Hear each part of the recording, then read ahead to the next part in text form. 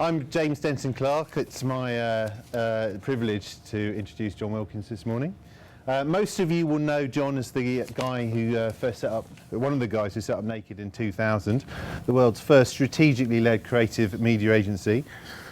Jon then grew Naked to 16 countries before selling it for 46 million in 2008. So no pressure, mate, in your new job as executive chairman of Karmarama. That's 16 countries, $46 million. But one of the questions that most people asked us when Jon joined is, so why have you hired a media guy? Well, firstly, Jon's not just a media guy. He's been a client for MTV and Disney. He's also been a brand planner, a creative agency planner, director of strategy, no less, at BMP in the glory days. But more than that, really, he's a super smart bloke, a nice creative guy who shares our values. I'm just going to read something that Dominic Mills wrote, who's the ex-campaign editor, and I think that sums it up pretty well, really, and also does a great plug for Karmarama whilst we're there. Wilkins is thoroughly steeped in the business of modern communications. It's tempting to think of Karmarama as just a cool independent ad agency with a reputation for creativity and punching above its weight. Thanks, Dominic. In fact, it's more interesting than that, with a raft of additional offerings: data, digital, social, content and PR. The trick, however, is joining them all up and demonstrating to clients how best to use them.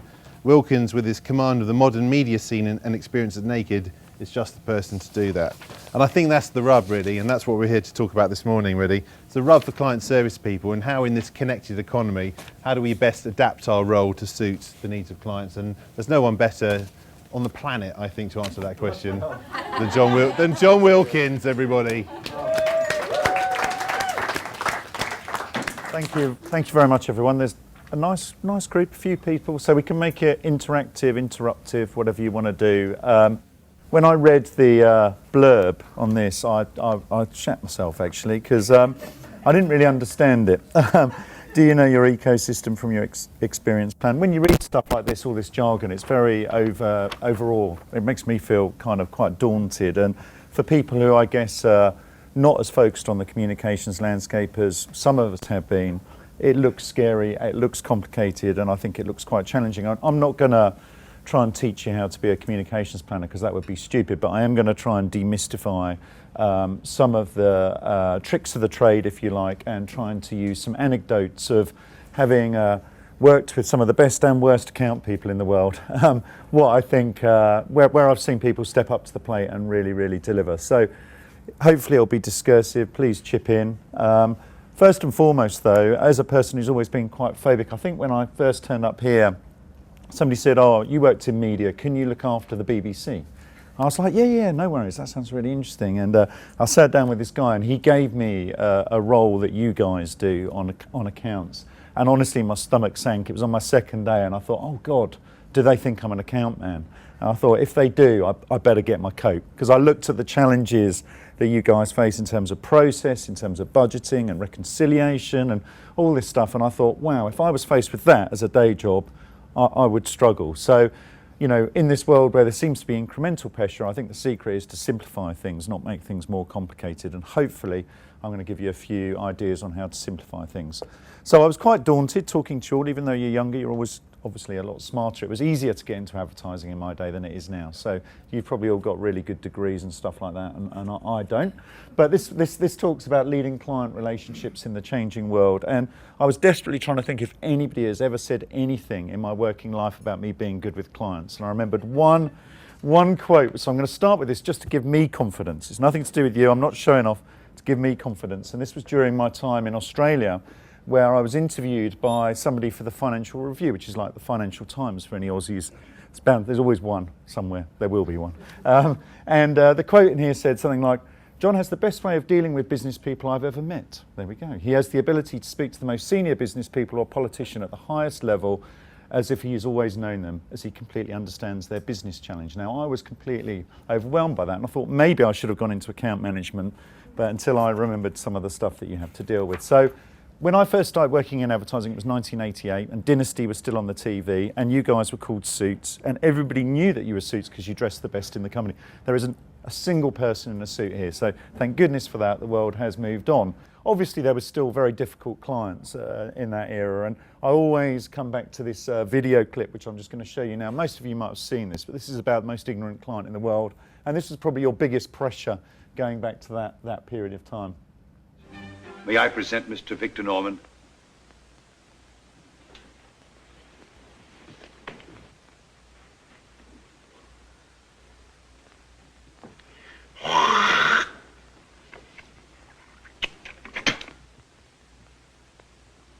Mr. Victor, Mr. Norman, you've just seen me do a disgusting thing. But you'll always remember what I just did. You see, Mr. Norman, if nobody remembers your brand, you aren't going to sell any soap. Check? Check. You see, Mr. Foreman, this company gives your agency $10 million a year to spend on advertising. You know why? I'll tell you a secret about the soap business, Mr. Norman. There's absolutely no difference between soaps. Well, sales principles are not theories. They're proven facts. Example, beauty soap, beauty soap, beauty soap. Repeat it till it comes out of their ears. Repeat it till they say it in their sleep. Irritate them, Mr. Norman. Irritate, irritate, irritate, and they'll never forget. Irritate them, knock them dead. So that was the first school of advertising circa 1988. Just repeat the same thing over and over again. There was some vague science around it, but pretty much if you use telly and you got your TV ad out in time and you got a media buyer to buy as many exposures and you repeated the message, there was a reasonable chance somebody might do something or a dial would click over or whatever. But obviously now things are a little bit more difficult. And you know what I've detected when I was briefed on this, and I was unaware of it because the account people here are quite cocky and confident, which is good. But apparently, according to your IPA body, there's a bit of a crisis in confidence in account management, which I was surprised to hear.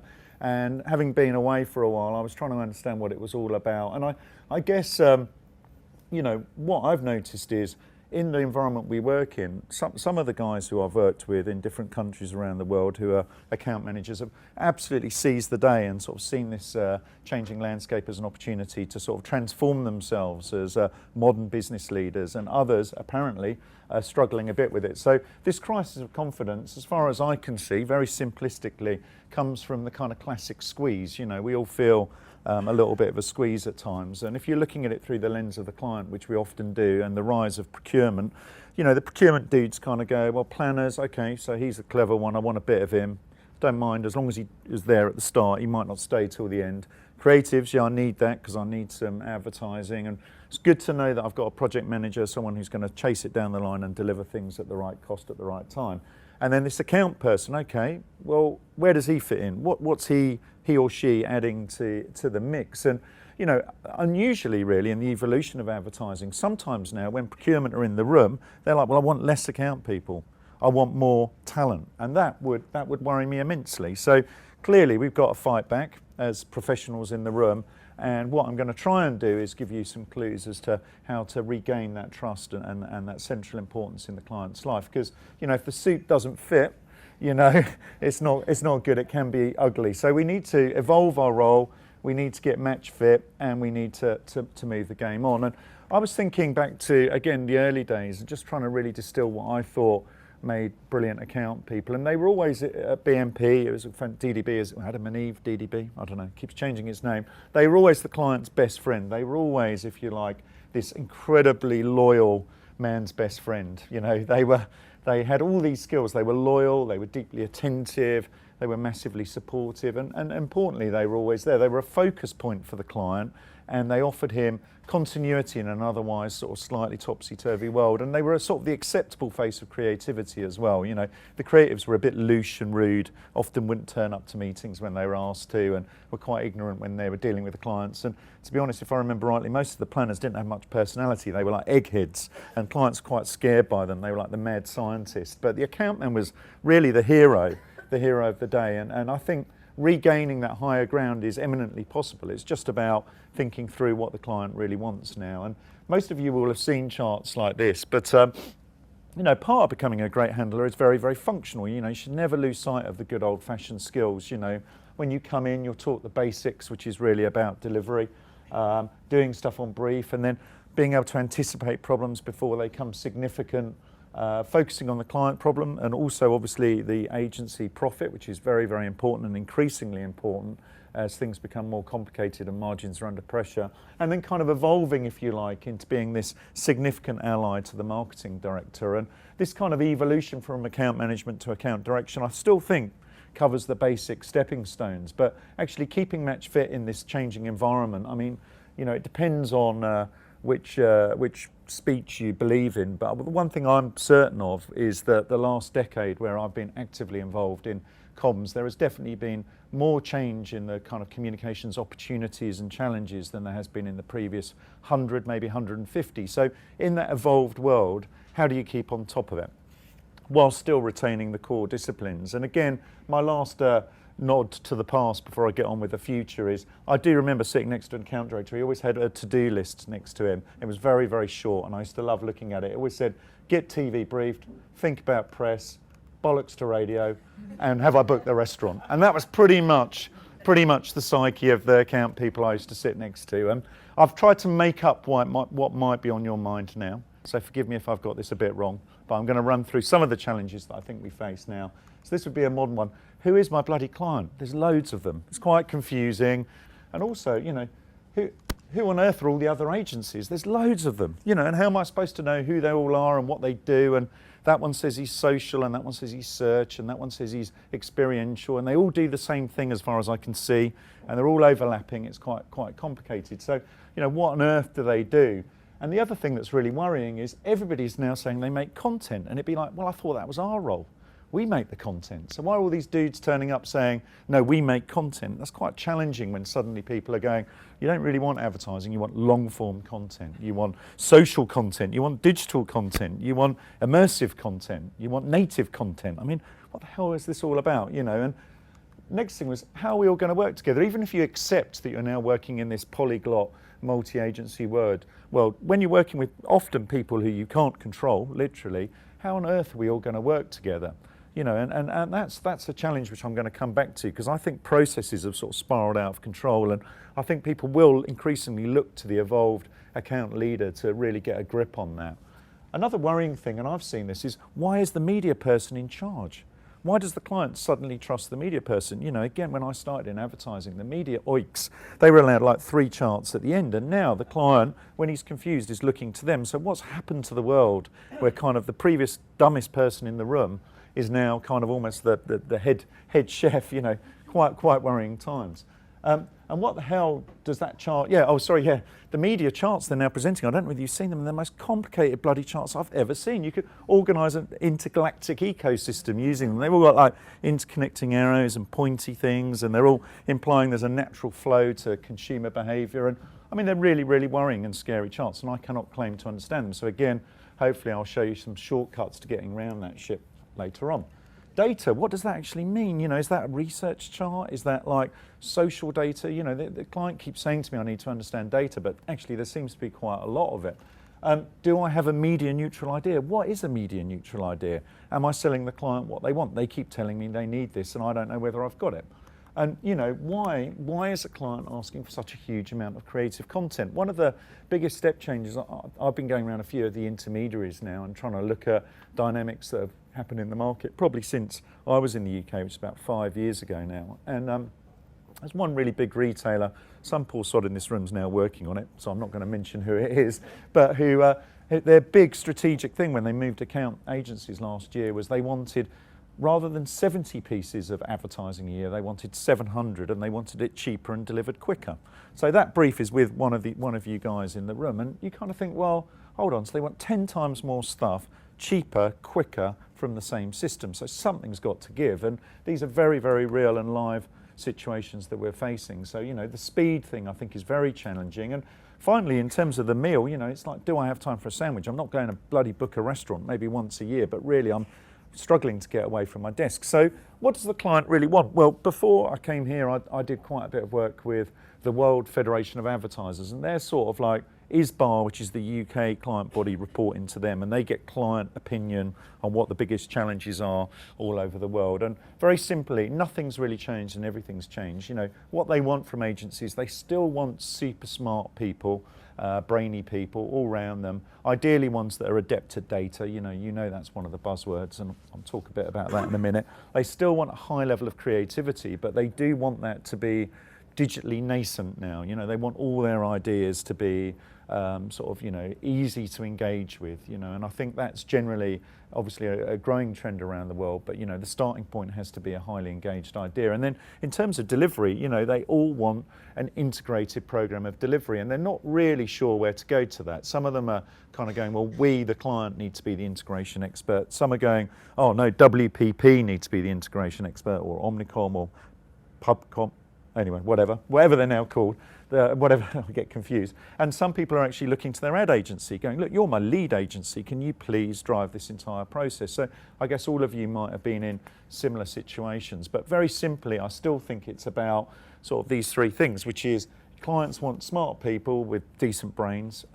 They want a ridiculous amount of energy and a deep interest in their business and a deep interest in the future. And then they want legs that can move at speed. So also within that, I was going to just remind you all, you'll have heard this, and I feel a bit guilty because I think about 8 years ago we did a report with Booz & Co on the future of marketing, and this is when I was at Naked, and Booz & Co coined this phrase, the T-shaped person. They said the future of communication will be this T-shaped person. Probably most of you have heard this expression. Because we sort of partly coined it, I thought I'd try and again simplify it, because most people are probably like, don't really get what that means. Well, early on I talked about the broad role of an account person, to be the broad scanner on the business, and that still exists, but I think increasingly you need to have a vertical expertise as well to go with your horizontal knowledge. Now, the best account people I've worked with seem to have something else that they're adding to the mix. Now that something else could be, you guys are all young, it could just be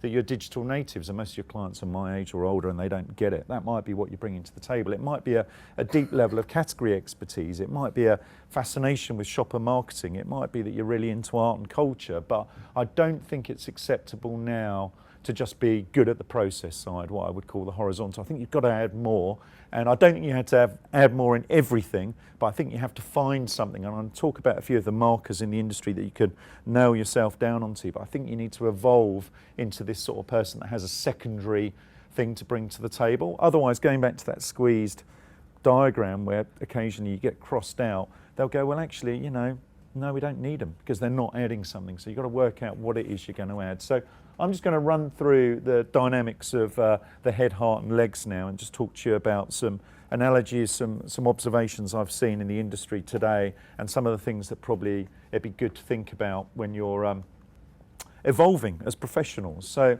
first of all, you know, dealing with the head, I think the important thing here is whatever clients say and however creative you feel you are and however much you love working with ideas, ultimately, you know, you should never forget it's all about business, it's all about selling, it's all about success, and it's all about numbers. And any relationship with any client is extremely short-lived if you don't start with that incredibly rational perspective on how they're going to build their business. And the interesting thing is we've never had the ability to be more certain about what works and what doesn't than we've got today. And, you know, increasingly I think, you know, account people need to ask the right questions around measurement. How the hell are you going to measure whether I've done a good job or not? And generally it'll always be a mix of sort of soft, well, do you turn up? Are you nice people? But increasingly they're going to have really, really hard metrics. And I don't think you have to be a data guru. You know, some planners are data gurus, but I do think it's your responsibility to ask the right questions at the start of any relationship about how is success going to be evaluated, and then at least start bringing those various data challenges into the agency so you're aware of it. And at its most rational, you know, that's really about being incredibly business minded. So, you know, immerse yourself in the data, understand what works and what doesn't. I mean, obvious things, these have never changed, but you need to implant yourself pretty much in that client's business. So generally, I did read this somewhere, I think it was in America, but generally people on long-serving accounts outlast the marketing director by 2 or 3 times. So you're going to be around working on that account probably more than the marketing director, probably, which means often you end up holding the knowledge. You know, you end up being the person who knows a lot about the history, the legacy, why certain campaigns happen.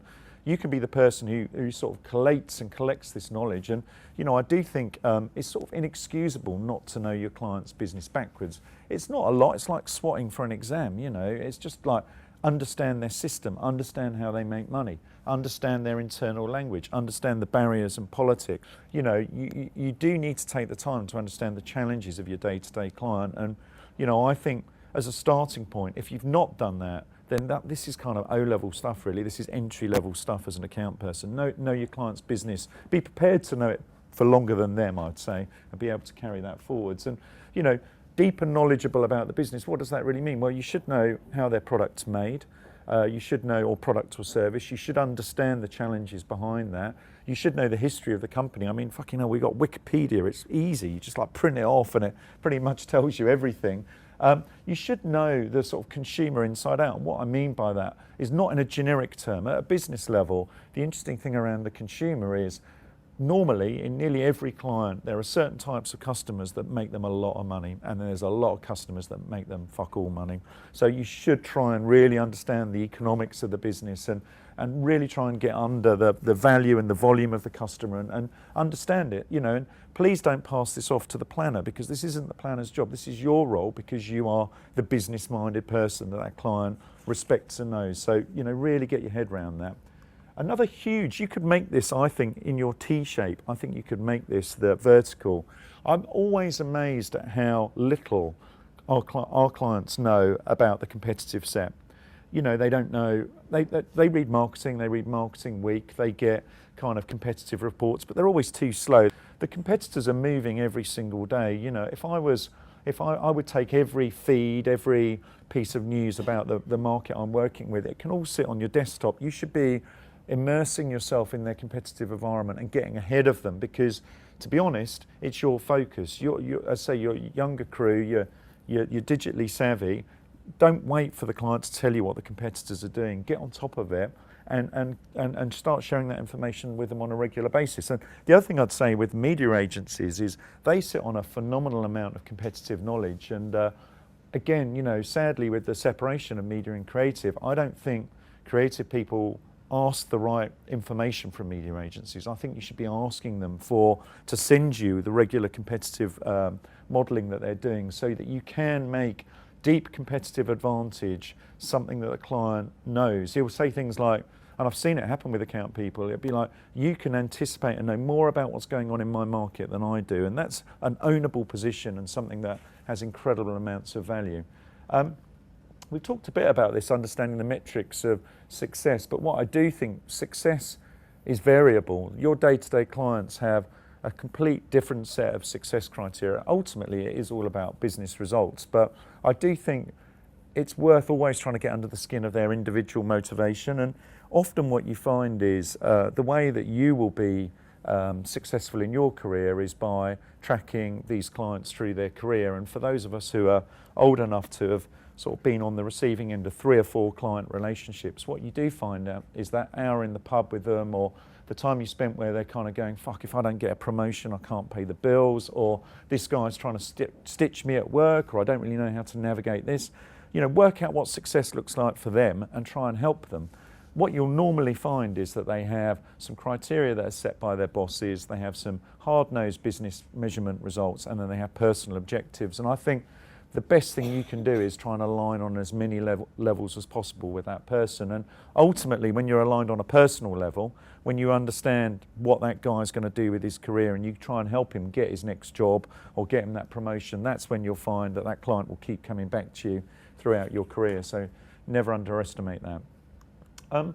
This is something you might have heard a lot when people talk about account people, you know, having an entrepreneurial mindset. And people get quite scared of this word because they think to be an entrepreneur you have to be Richard Branson, or you have to have started your own agency, or you have to, you know, have some sort of share in the future or whatever. But I think an entrepreneurial mindset is really every single time a client comes in with a problem, the way to look at it is you're starting with nothing. You've got nothing.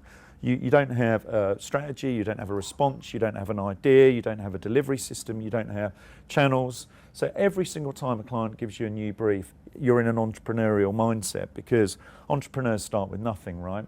And you know, your job really is to understand those ideas, to be able to take those ideas and create an environment where a client will buy it, understanding the commercial landscape, delivering what clients want, but in a fresh and purposeful way. And you know, I mean, the growth of your business and your customers are inextricably linked. And there was one chart that Ben, the guy I work with, gave me, which I thought was really interesting. The point, he's an account person, and the point he made was lots and lots of planners and creatives have brilliant ideas, but they have no bloody clue how to get them out there, right, into the real world. And the role of the account person is this sort of true entrepreneur. You know, all of these dudes up here all invented something. So if you like, they're planners or creatives. None of them got their idea over the line.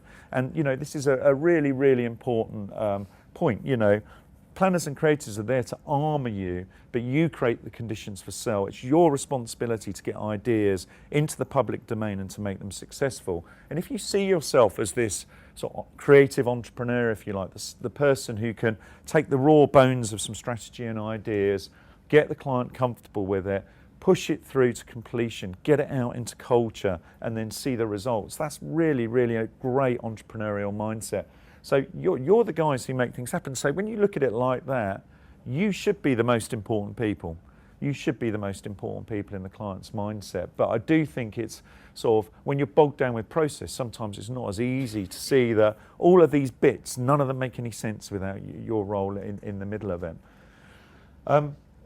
Another thing that is in the head zone, which I think is really, really complicated now, is this notion of resourcing and scoping. So again, if you think about the step changes we've been going through, I don't know what agency types you work in, you guys, but I'm guessing quite a lot of you work in businesses where advertising is still the predominant service, maybe not the main service. But you know, I think ad agencies, in my experience, are pretty guilty of always presuming the process to delivery is the same every time. So a client comes in with a problem, the system's set up to deliver a solution, and it's your job just to keep the trains running on trying to get that thing over the line. But actually, if you listen to the clients, actually every single time they're coming in with a different problem, a different communications problem, and it's your job really to think through how to scope and solve that problem with the resources you've got, and whether the resources you've got are adequate to scope that problem. And if they're not, you might have to go outside of your business to solve it. And what I see a lot in advertising agencies, and I think this perpetuates the industry-wide problem and is why trust levels are going down, is we just don't scope things properly. You know, what we'll do is we'll say, the client will come in with a problem, and we'll go, well, we kind of know that the solution's going to be an advertising-centric one. We know that our planners are really good at taking that problem and knocking it into shape, and we know the creative and production system's built to deliver something that's kind of quite ad-centric. That's pretty fundamental error, and I think, you know, really starting by understanding what you need to achieve and moving into this more bespoke, tailored approach to scoping is going to be fundamental, because things are moving all the time. I'm going to come on and talk a little bit about where I've seen really good scopes moving forwards, but, you know, this bit is, you know, really hard, probably the hardest bit of your job, because if you don't set the right parameters and frameworks for delivery, you'll get told off because your account won't make money, or you'll be trying to knock a square peg into a round hole, or whatever the expression is, because you'll be trying to fix everything with the resource and system you've got. So important to listen more to the client's problem and brief. So moving on to some of the more emotive areas of the industry and the things that I guess really differentiate your company and you from your competitors, and it will certainly move you up in the client's mind if they think that you're focused on this, is this notion of, you know, you're the ones that drive the fun in their lives. You're the ones that give them this emotional connection to the customer, and rational often. You're the ones that provide creativity where otherwise there wouldn't be any. And, you know, this is really emotive stuff. Now, delivering that in a modern world where creative ideas can come from anywhere is quite challenging. So delivering breakthrough ideas, I think, require a single-minded commitment to innovation. And again, I want a much used word, so I want to sort of break down a little bit what I mean by that.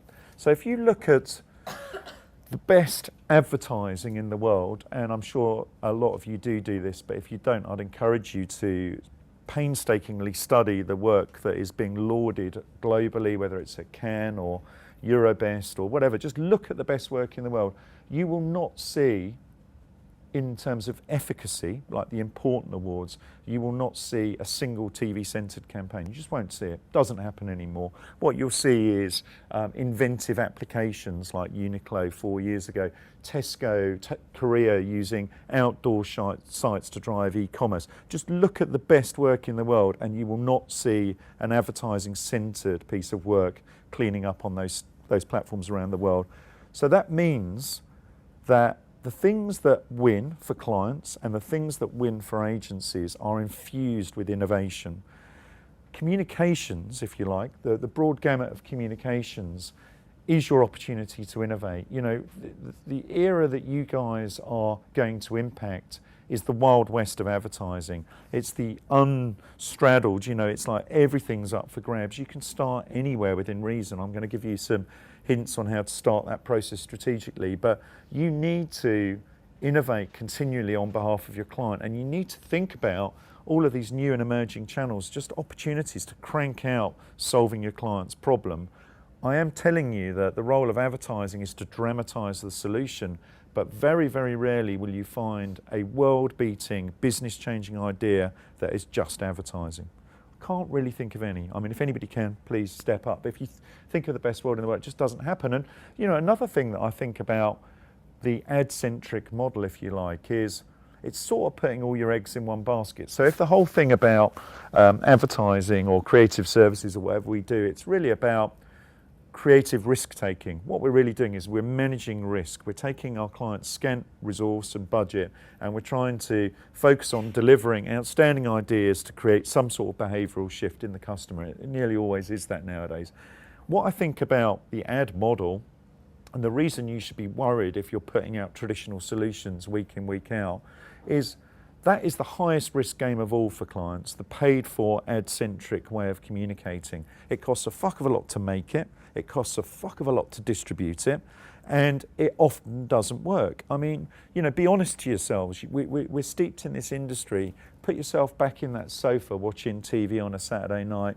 Think about how many times you kind of go, high five that agency. That is beautiful. That's brilliant. God, that makes me want to go down the pub and drink that beer or change my bank or whatever.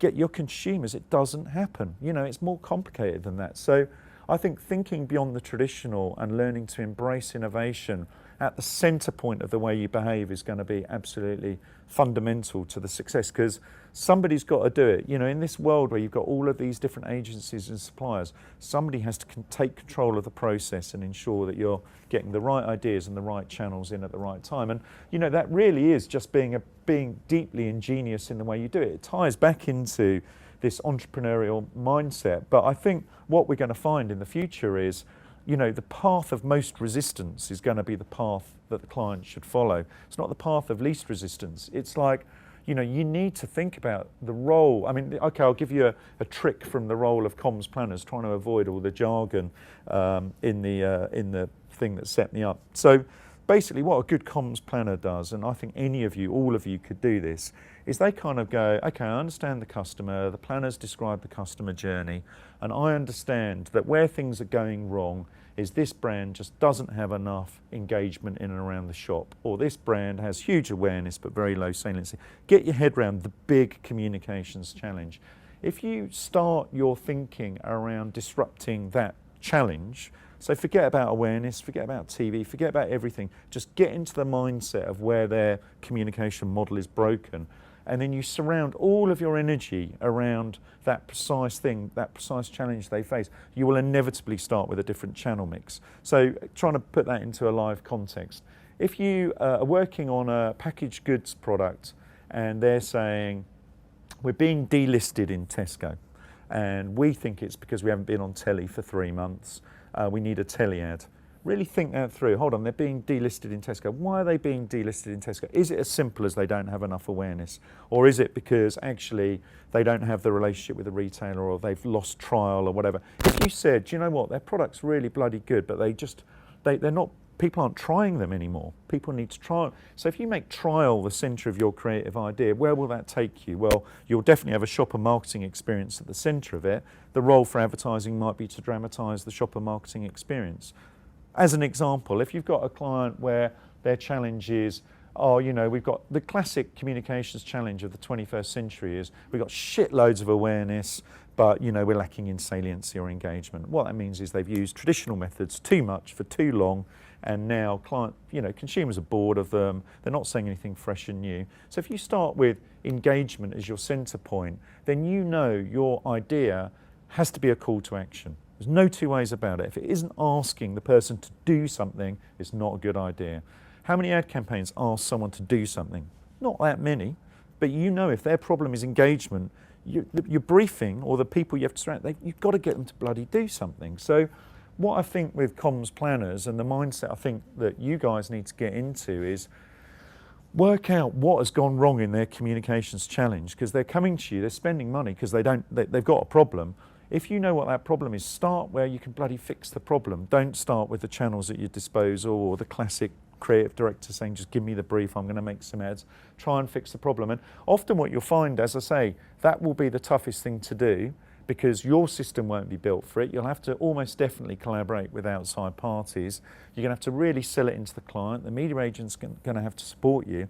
But if you look at the campaigns that have made a difference and look at people's careers, let's not forget, if you guys are involved in one of those campaigns that cleans up around the world, your career is going to go through the bloody roof. So it's worth taking the time and effort to associate yourself with these game-changing things, and it's worth being continually ingenious and inventive about how you do it. So moving on to the next point, which is everything and nothing. So, you know, if you look at the T shape you can occupy as the younger generation of advertising professionals, and you say your most senior marketer is probably about my age, I'm 47, maybe he's a bit younger than me now, I think he's 42, the average age of a CMO. The one thing you can be certain about is that they're unsure when they get into the social and digital space. They're unsure. I think your generation have an amazing opportunity, and I'm sure you're all doing it anyway, but really be at the cutting edge and vanguard of the impact technology is going to play on your client's business. And, you know, understand it all, play with it all, you know, do that coding course that apparently we're all going to have to do next year or whatever.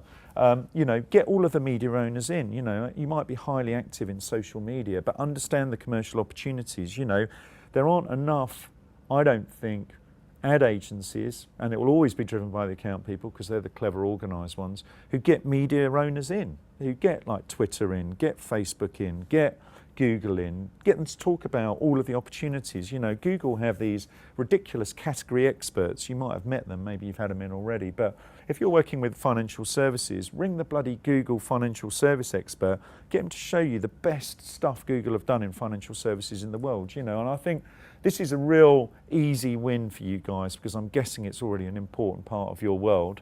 So if this is an important part of your world, study up, you know. Doesn't mean that you have to end up at AKQA or any RGA or whatever, but you should be, you know, absolutely on top of the impact of technology, and you should understand from, you know, apps to Facebook to YouTube, the challenges, the implications, what it means for clients' production. I mean, one of the things that I'm sure all of you have heard, and it's something that all agencies have got to get their heads around, but the reason you're often losing out to digital agencies, of course, is because they're savvy and they can prove response and measurement, but also they just do really cool stuff a lot cheaper than ad agencies, you know, and I think the economics of digital production are a tenth of the economics of advertising. So you've got to understand all of this, because if a client's saying, I want more film, I want 700 pieces of copy, I want to dominate the YouTube channel, you need to understand how that's in practice going to work. We've talked about being communications literate, and you know, you do have to have a good grasp of data, but I do think, I've already talked about this, it's where the idea needs to start. That would be my honest trick around communications planning. It isn't that chart that nobody understands with all the arrows and the curves that the media agencies do. They do them really well. It's like the role of you as business leaders is work out where you need to focus your time and energy in terms of message and money. and we've talked a bit about this as well, but with all this change, what I do think is processes can be a dog's dinner, and they can be hugely expensive, very time consuming. So getting the right process in your agency is going to be pretty critical. And the ad agency processes used to be highly linear and structured. Well, we absolutely know that doesn't work anymore, because if you haven't got the right people in the room at the inception of the brief, you're going to struggle. But I'm not here to tell you what your process should be. I've seen some good ones. Digital agencies do these brief swarming sessions. You've got a lot of agencies now do circular briefings. But what I do know is if you're sitting at the back of an agency going, oh, I'm going to give it to the planner for a month and then they're going to give it to the ad creatives, then you really are probably not going to be playing the long-term future-proof game. And I'm not trying to criticise your agencies, by the way. I'm saying this is for you selfishly. If you want to be a leader in this business moving forward, you've got to sort of be prepared to change things and look at things a bit differently. And, look at your resource, other people's resource. And increasingly, I think your opportunity is to be these alchemists, the people who mix the right talent at the right time to get to the solution. So the last section is on legs, getting shit done, getting stuff out the door to a high standard. It's very, very important. Well, one thing that's certain is ad agencies need to become more collaborative. I've sat with ad agencies and all the other disciplines, and all the other disciplines moan about ad agencies. And I'm sure I don't know if they're too polite not to moan to you. I'm going to tell you what their frustrations are. It's too little, too late. We get involved at the end of a process. We get involved once all the ads are done. They don't involve us at the right time. They don't understand that we've got unique skills. And I think this is where soft power comes into play. You need soft leadership skills, and you need the ability to reach out to that agency roster and bring those people in at the right time. I mean, classic question, I'm not going to ask you this, it's a rhetorical question, but do you know your lead times by every conceivable channel? I kind of know the answer. It's kind of no. So do you know that in order to make a TV show or a piece of branded content, they need to be briefed long before the advertising guys, because their lead times are longer. How are you going to work in this world where different channels take different amounts of time to deliver? The first thing I would ask is, I would go around all the partner agencies going, before I even start, I just need to know, how long is it going to take for you to deliver an in-market product if September's our deadline? That tells you when you should brief them. What ad agencies do is they hog the brief. They wait until they've got this idea, and then they think everybody's going to run around and make something cool happen off the back of it. It doesn't give them enough time, and that's partly why a lot of communications is very disintegrated. So your organisation and coordination skills are going to be really, really important. And I think staying calm, using soft power skills, getting everybody to understand that you're an asset. You're the asset, because you're going to hold that client's hand through the journey of delivery is really, really important. And developing some sort of master process. I mean, some clients have tried to do it themselves. Media agencies are squeezing you guys in this space. I don't know, there might be media agency people here, but media agencies don't tend to own the idea, but they're quite good on process. So I don't know whether you've yet been in a meeting where the client's gone, by the way, Mediacom do the process. That's a really bad meeting to be in, because basically what they're saying is that these guys understand that how to get things out the door at the right time in a multi-agency environment.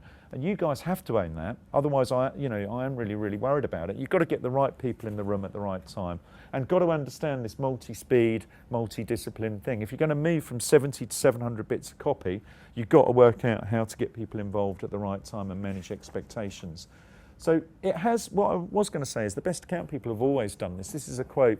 Some guys here interviewed loads of advertising professionals about great account people, and David Putnam was one of the best account people in the industry. I mean, I'll let you read this, but he was an ad account person in the 1970s. He's gone on to become the best producer, or one of the best producers in movie history. And when you look at the technical skills of production versus directing and talent and blah, blah, blah, you start to see great account people have always been able to handle these complex, multi-dimensional relationships. And that should be an aspiration, because if you can do that to a high standard, you're going to be the client's best friend. So if you guys are under pressure to be Mr. and Ms. Incredible, and you buy into the fact that you need to be broad and narrow, which hopefully you do, because I think you do need to add that secondary level of skill, then what are the things that we should never forget? And so just as some closing thoughts, let's not forget the role of the marketer, and hence the role of the agency, is single-handedly to connect that business to the customer. Businesses understand business, they don't tend to understand customers. it's not the planner's job to understand the customer. It's your job. You know, you need to understand the customer intimately. Doesn't mean you need to be able to do brand planning or strategic planning or whatever, but you need to understand that customer intimately and be the voice of reason. If the client's disappearing up his own arse or going into client la-la land, you need to be the one going, well, hold on a minute, is that really what the customer needs at the moment from us? You definitely need to get your head around this. It's not one size fits all. I mean, the only definitive thing about the changing world with changing demands is you're going to need to be fleet of foot. It's more liberating, definitely, but it's also more confusing. It's way less systemic, but you do still need processes. And, you know, the challenge, I think, is to just be this kind of quite fluid person who can hear the brief, understand how to fix it, then organise the right process and resource, but in a flexible way. You know, ultimately, it's all about connecting experiences. You're really trying to take a brand and you're trying to make it resonate in the mind of a consumer to get them to do something. You know, it's the basic law of advertising, of connectivity.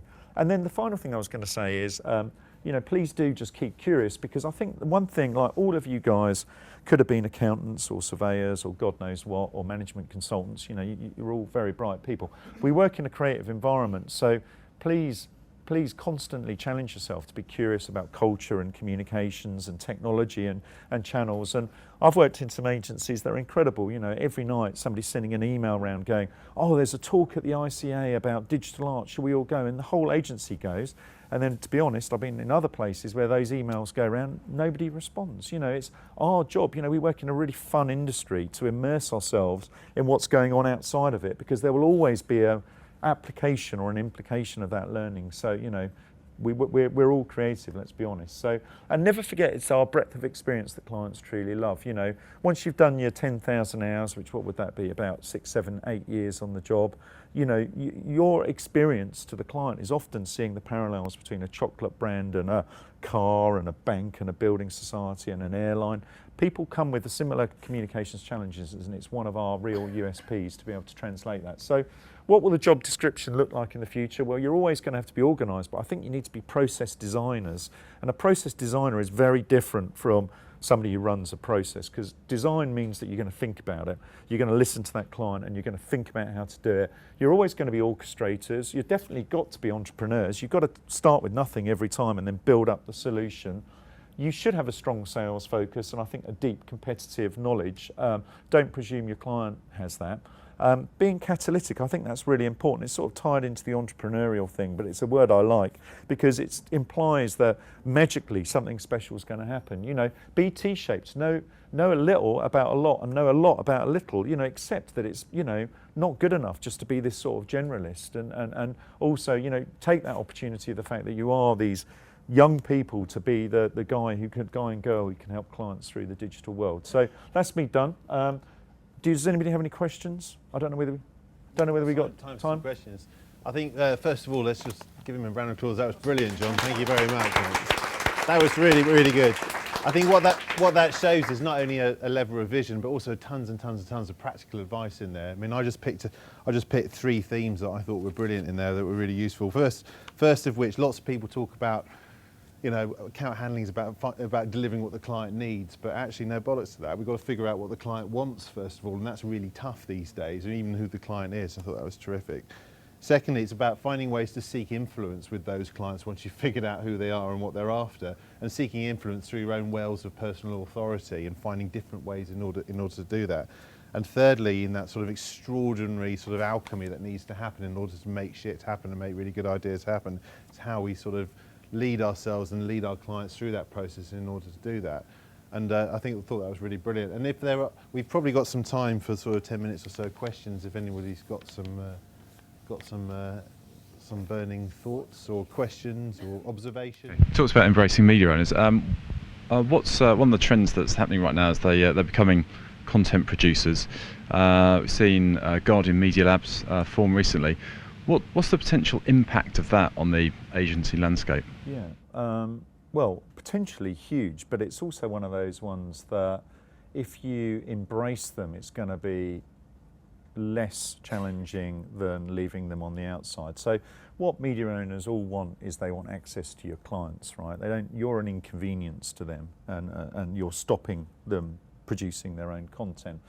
But again, going back to this sort of soft power thing, I would say ignoring them and hoping they're going to go away is not an option. And there'll be a handful of media owners that your client will feel a very deep affinity with, and they've probably had relationships that way outdate the relationship with your agency. So I would say work out the media owners that are kind of business critical for your clients. It could be the Daily Mail, it could be ITV or whatever, and embrace them. You know, I would get them into, if you know your client is going to spend 5 million quid on ITV, I would have ITV, the client and the agency workshopping ideas.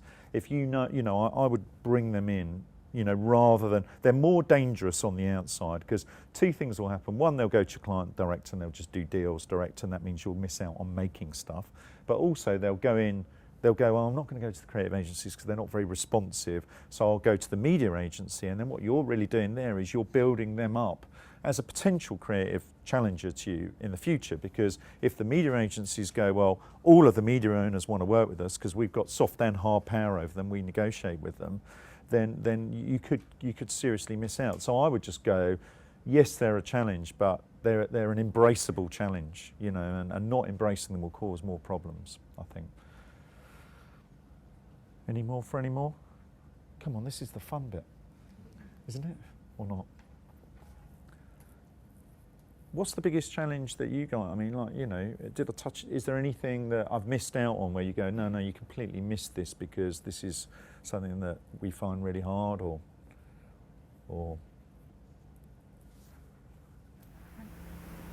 Thanks. It's difficult when you're one of the part of one of the peripheral agencies. Yeah. So, I mean, we work as part of a network, but we're actually the production side of it. Yeah.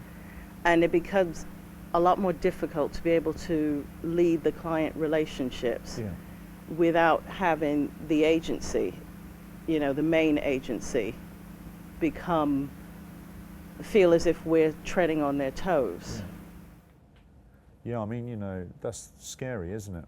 It is scary because, you know, I guess I don't know, you know, I don't want to know which agency it is, but I mean, the challenge there is structural, and it's kind of the agency management that kind of need to resolve that. I mean, I think where I can see the biggest challenge between producers and the ad piece that we're facing is the actual cost of production and delivering ideas at the volume that clients are going to want it. And it's like I can see the cars crashing. You know, it's one of those awful things where you can just see it's going to get really messy, and there aren't many people who are doing too much about it, because I think the old ad model has very comfortable production budgets attached to it and very big media budgets attached to it, and the new, more fast-moving model has much smaller production budgets, and you need to be much more adept. And I can see it as you just go around all of the agencies, clients going, hold on a minute, that discernibly looks as good as that, yet that cost me next to nothing. So I think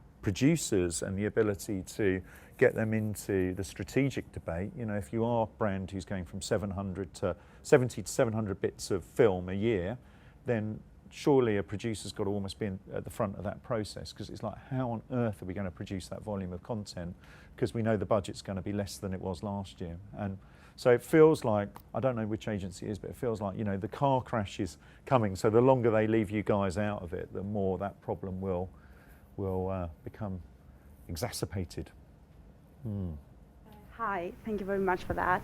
I would like actually to ask you, do you feel that what you just talked us through, is it a talent, or is it something that someone can teach us, or we can teach, and we can train more junior people? Because I think part of our job as well is to make sure that we have a strong team with us, working with us and supporting us, and us supporting them, of course. So do you think, how can we spot, is it like talents that we need to spot, or is it people that we can teach and we can inspire to understand all this and do this? Yeah, I mean, it's a very good question. I guess it's kind of both, and I'm not fudging it. I really think, you know, you want to have very talented people around you. That's sort of a given, but I do think you can actually learn. You know, you could do a course in working out the problem that everybody could learn. I mean, like, we're all relatively bright. I don't think there's anything in the future of marketing, planning, channel thinking that you couldn't learn. But but I do think it might mean that the classic training programs that we all go on might need to be a little bit more multivariate. I mean, I'm not sure, but I think a lot of the training's still quite traditional. It's not that you shouldn't do that, but you might need to do more, I guess. Or like, as I was saying, you can learn a lot from just inviting different people in and, getting different stimulation and, yeah.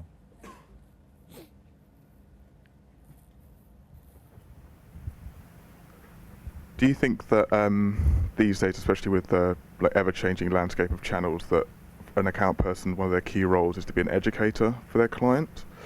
So, for example, clients might know about social media, so they might know Twitter, but they might see their son or daughter on Twitter and think that they don't need a community manager. They could hire an intern to work Twitter, or they might see a Vine that they think's funny and decide they want a Vine channel. So, do you think, as an account person, you need to educate your clients on that sort of thing? I think they do. Yeah, I mean, I think it's more the strategic role of channels. So it's not like, I don't think you need to be a media bloke to understand the strategic role of channels. So that's where I think account management and communications planning sort of slightly overlap. I think like understanding the role for all of these new and emerging platforms and where, in their category they can make the most difference, to avoid them. Because what you see a lot, and I think you've touched on an important point here, is there's a lot of trial but kind of without purpose. A lot of clients say, well, yeah, I'll spend a small amount of budget doing something because my teenage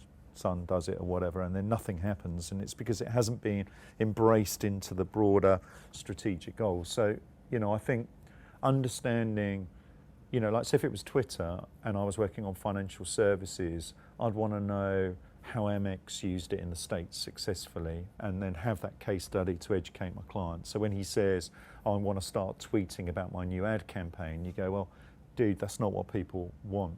People want information on how to keep a small business afloat, whatever, So, and this is a great case study. So I think that is really practical and something we could all do. Yeah. Yeah.